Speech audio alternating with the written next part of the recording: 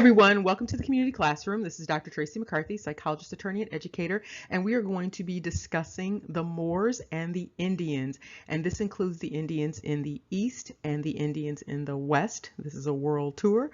We are going to be looking at a few etymologies. We're also going to be looking at some dynamics in scripture, and also we have a bonus discussion related to Star Wars. So yes, we're going to tie all of this together. We're going to do it very quickly.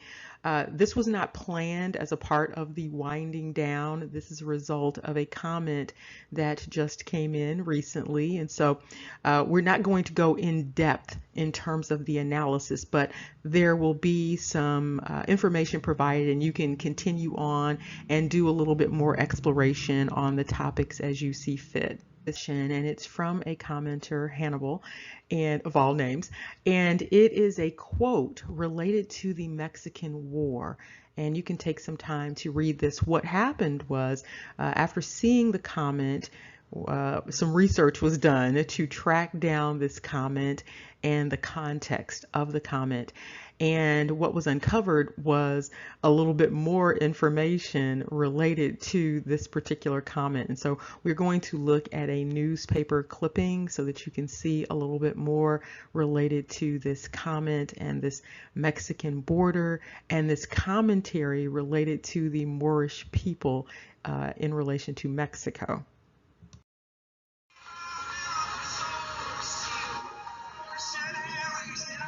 Now, back in 1847, there was an article in the National Intelligencer, and so this article actually relates to the comment that the commenter provided, and so we're going to look a little bit deeper at what was going on and what this comment is related to, but most importantly, what we're going to be looking at is the issues related to identity in terms of Moorish and Mauritania and the Indians, and this is all related to Mexico.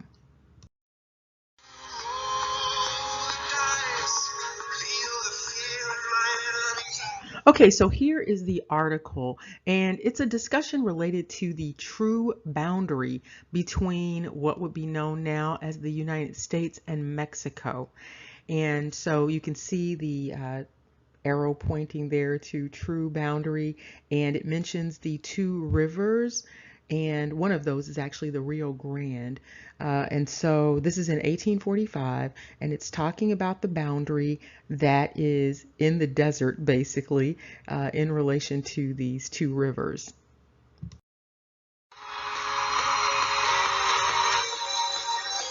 And as the article continues, you see that they are discussing this boundary between the United States and Mexico.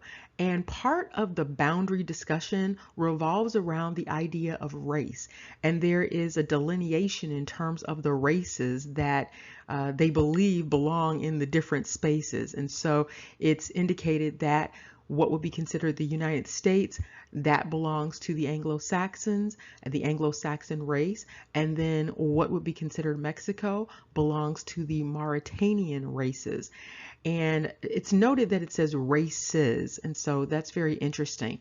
And then there's more specification related to the relationship between the Moorish people and what is known as their Indian associates. And so they are definitely making a distinction between the Moorish people and the Indian people, but they are also saying that this is a very close association. So we're going to look at what associate actually means in this context. Another thing that's noteworthy is if you look down at the bottom, there is this notation related to the spirit of conquest that rages in the people, and that as long as the races are separated, everything should be peaceful. But if the races mix between these two groups, then there will be a need for conquest, a conquering, if not extinguishing of one race or the other.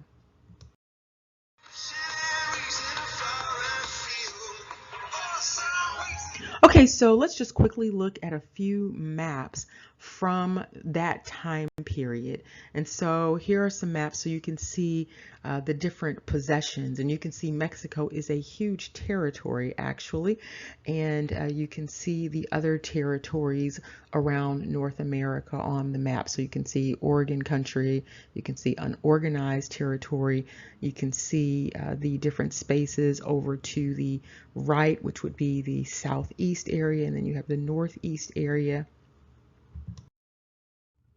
And here's another map so you can see a little bit closer what's going on in terms of that eastern side. So that would be on the right side of the screen. And this is another map so you can see the territorial growth. And again, you can see Mexico has a huge chunk. And when you think about it, remember that the Spanish also owned a lot of the land that you see in red. So that land was also owned by the Spanish. It's interesting that there is a distinction between Moorish and Spanish, Mauritania and Spanish. And so they are not indicating that the individuals are Spanish. They are specifically saying Mauritanian, which is very interesting because when you think of Mexico, you don't historically think of Mauritania. You tend to think of Spain.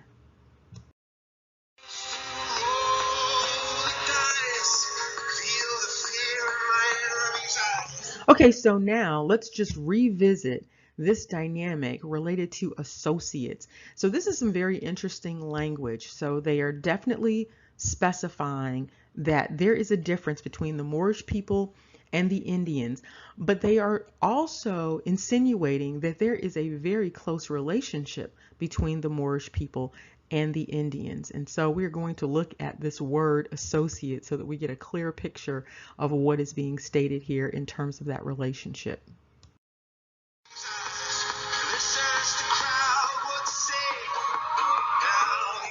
Okay, so now let's look at the Indian relationship status in relation to the Moors according to those in the north.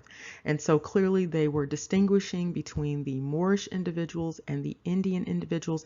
But one thing that was noted is that the Indian people were seen as subordinate in this dynamic, and also identified as the associates of the Moorish people.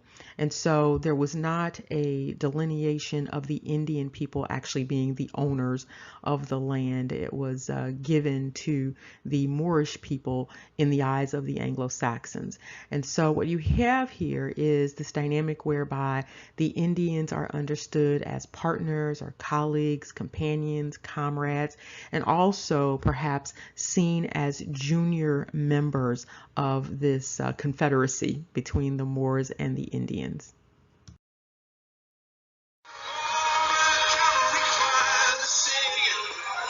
Now let's just look a little bit more at this idea related to this relationship status. And so again, you have closely connected, and so they are identifying the Indians as closely connected with the Moorish individuals, but also again having that secondary or subordinate status, but again very closely related.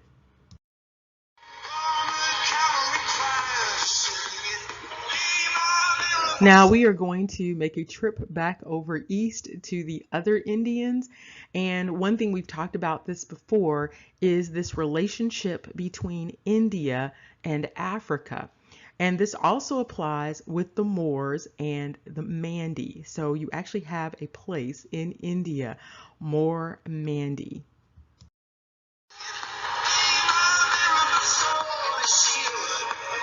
And you can see a little bit more information here related to Moor Mandi, and it is a city and a municipal council in the Indian state of Punjab.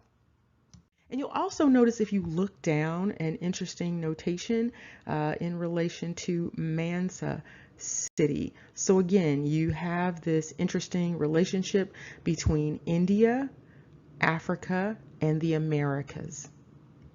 Now, another thing that's important to note is that these people in India have been there for a very long time, since antiquity. And so this is not a new group of people. And so what is also interesting to note is that when the Moors came to the Americas, and when Columbus came to the Americas, and it was identified as the Indies, and then the people were called Indian. It's very interesting because what you might have had going on was that the Moors were simply naming the place after themselves and not really thinking that it was India, but just attributing that place name to the new place. And so there was a lot of that going on with having the old world and the new world. And this may have simply been the Moors actually naming the land space after themselves and then naming the people after themselves.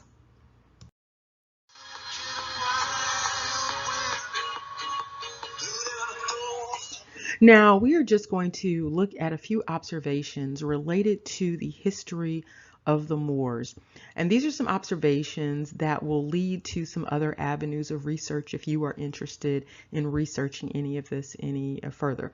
So, one of the things that is noted is that this is a highly nomadic group of people. Historically, they have just been all over the place.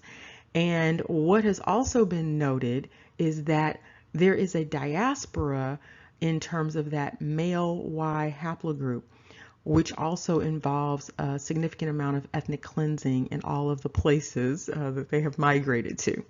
And so you have a heavy presence of this DNA in the East Indies to the West Indies. You have presence of this DNA East Indies and in Central Africa.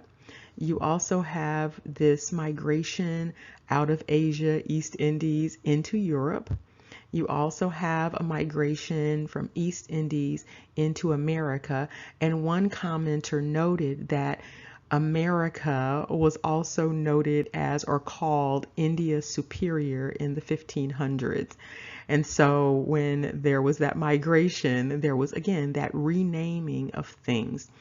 Another thing that is noteworthy, and it's not clear exactly where it's all coming from, but wherever there have been Moorish people, there has been significant colorism and phenotype caste systems. And so there has been a tradition of that. And so if you just sort of follow along wherever the Moors have migrated to, there has been this dynamic of colorism.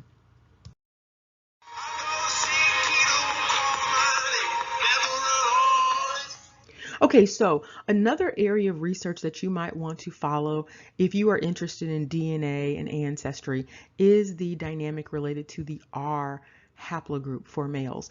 You might want to explore this a little bit more. There's a lot of talk about the R1b. However, you might want to look at the entire R complex and the migration of that DNA. So the migration of the R1a and the R1b.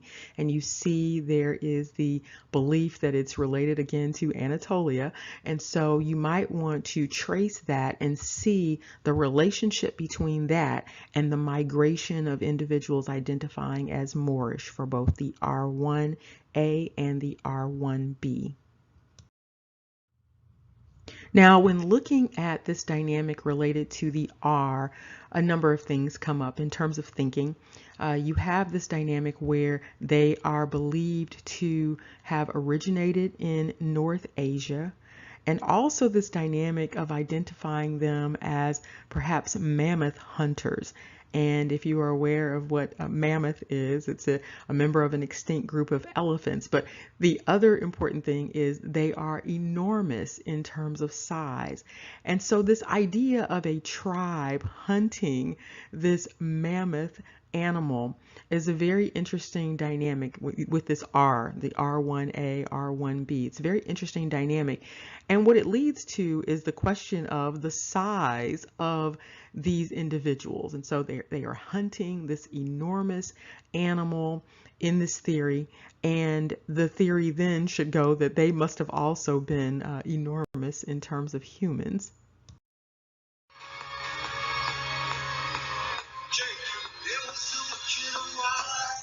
Now, if you recall from previous discussions, we talked about the fact that the UK is now starting to admit that brown people have been in Europe for a very long time, and this includes individuals from Africa and India. And one of the other things that you might want to make note of in terms of this chasing down this woolly mammoth is that there is an Irish tradition that tells of this giant race of Africans headed by this king, and he had a group of priests known as Fomorians.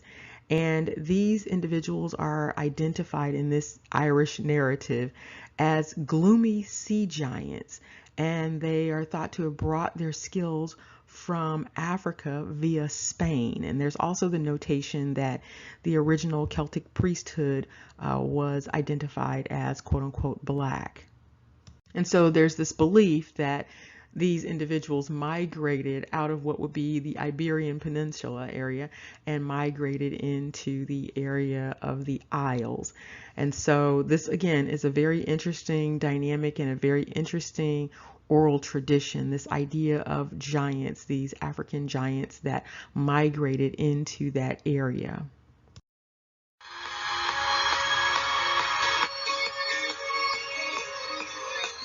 And so this Irish narrative leads to a deconstruction of that word Mauritania. And so it's very interesting that there is this narrative coming out of Ireland related to these giants. What's also interesting is the name Mauritania.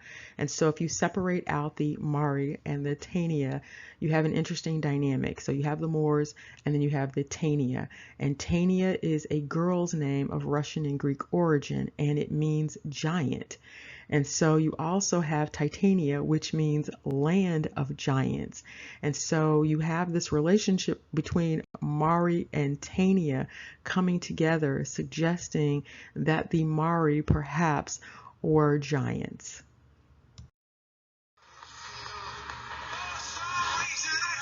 Now, this is where the discussion takes an interesting turn in terms of analysis. Now, there is also another delineation of giant, and it is in Scripture. And so the name for giant is Anak, and so also spelled phonetically as Anaki. And so there are some other words that relate to this. And so you have the Anakim, and also this relates to Star Wars and Anakin. And so you can see here additional information related to this. The definition is neck, a giant people. And you can also see additional information down below. And then you can see notations related to where this name appears in Scripture and what it's related to. And so you see Anak, but then you see the full name of Anakim and the Anakims, meaning the people. And of course, another way to pronounce that is the Anakim. And so you have the Anaki and the Anakim.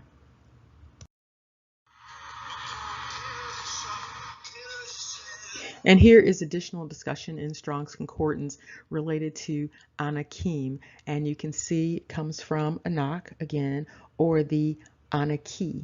And that's Anakite or Anaki. And then you also see Anakim again. And you see additional notations as to where you can find this in Scripture. And so you see Deuteronomy and Joshua.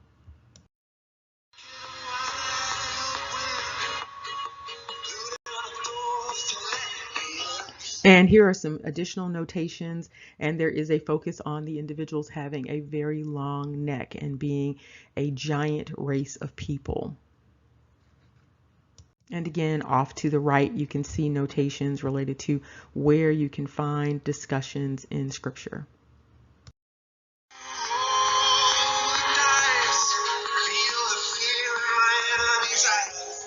Now, for those of you who are not familiar, this is Anakin, and George Lucas borrowed heavily from Scripture in terms of his depictions and some of the storylines in Star Wars.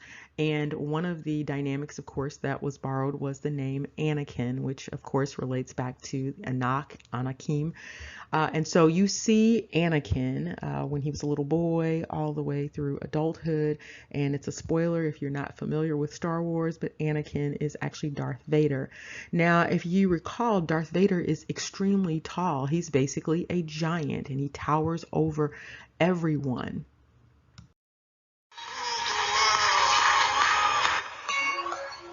And what's interesting is that this idea of Anak ties to this idea of Nephilim, also Nephil. And Nephilim, if you recall, is related to giant also. So you have Anak and giant, and you have Nephilim and giant. And this name actually is attributed to two people. One person who's identified as existing before the flood in terms of scripture, and then one person with this name existing after the flood. And so you can also see off to the right instances when you can see this in scripture. So you see identification in Genesis and also Numbers. And if you look over to the right and then toward the middle, you see the Nephilim, sons of Anak. And so like father, like son.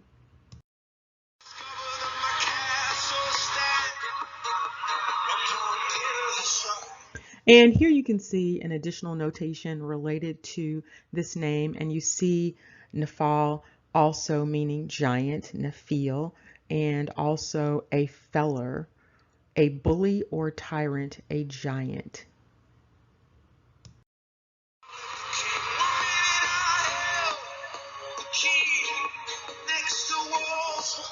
Okay, so here you can see an extension of this definition related to Nephal, and it means to fall. And this also goes back to, again, Genesis in scripture. So it means to fall and to lie.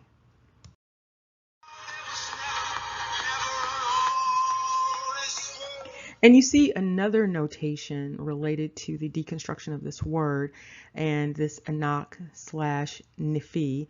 And you see that it also means to scatter or to expand.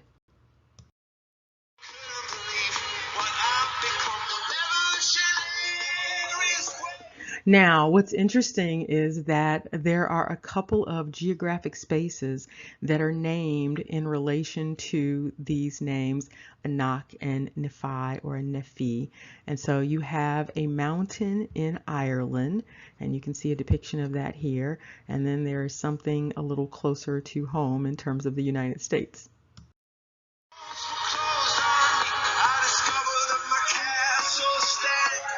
Okay, so closer to home, you see Nephi or Nephi in Utah. There is an entire city, and you can also see a mountain in the background there. Another thing to note in terms of Utah is that there is a Moab desert in Utah. And so there appears to be, some naming in terms of geographic spaces related to scripture and also related to a people.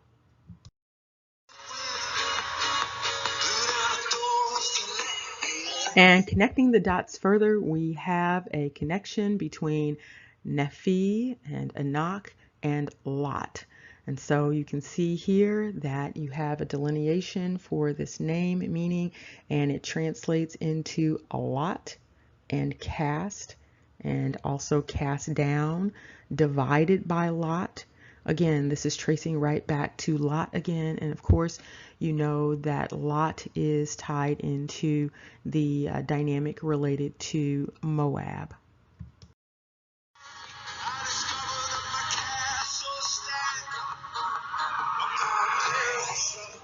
Okay, so now we have gone around the world with the Moors, and we've looked at the relationship between the Moors and the Indians in both the East and the West. We've looked at a few etymologies, we've looked at some scripture, and we've also looked at Star Wars. And so there are a lot of dots that are connecting and areas of additional research that you might want to do on your own related to any of these topics. There is a lot to cover there. Remember, knowledge is power. Take care.